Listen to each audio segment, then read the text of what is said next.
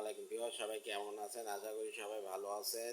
আজকে অঙ্ক করব জ্যামিতি চতুর্ভুজ অঙ্ক। একই বর্গক্ষেত্রের ক্ষেত্রফল 1600 বর্গমিটার হলে এর পরিসীমা কত? বর্গক্ষেত্রটা রাখাইনি, এই হচ্ছে বর্গক্ষেত্র। বর্গক্ষেত্রের যদি পরিসীমা হয়, এটা যদি এ হয় তাহলে একটা, দুটো, তিনটে, চারটে, তাহলে হচ্ছে 4 পরিসীমা। তাহলে এখানে যেহেতু বাংলা দিয়ে আছে তাহলে 4।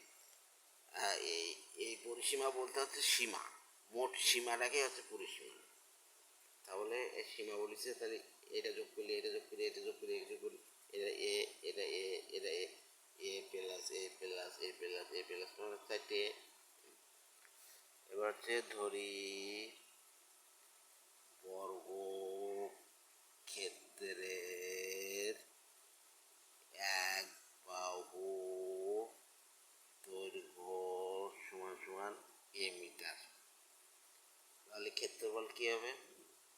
ক্ষেত্রফল হবে এ স্কয়ার বর্গ মিটার।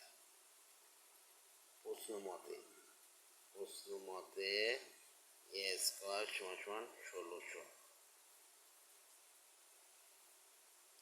তাহলে এর রুট করলে কি হয়? S root 1600। 1600 রুট করলে কত হয়?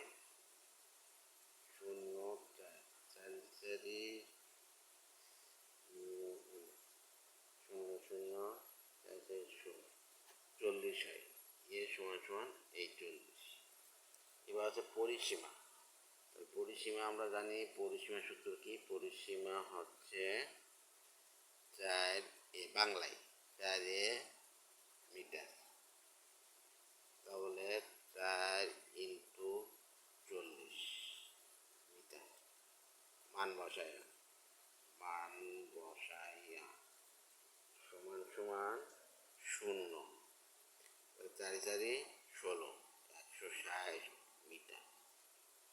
এইটাই হচ্ছে অ্যান্সার, 160 মিটার।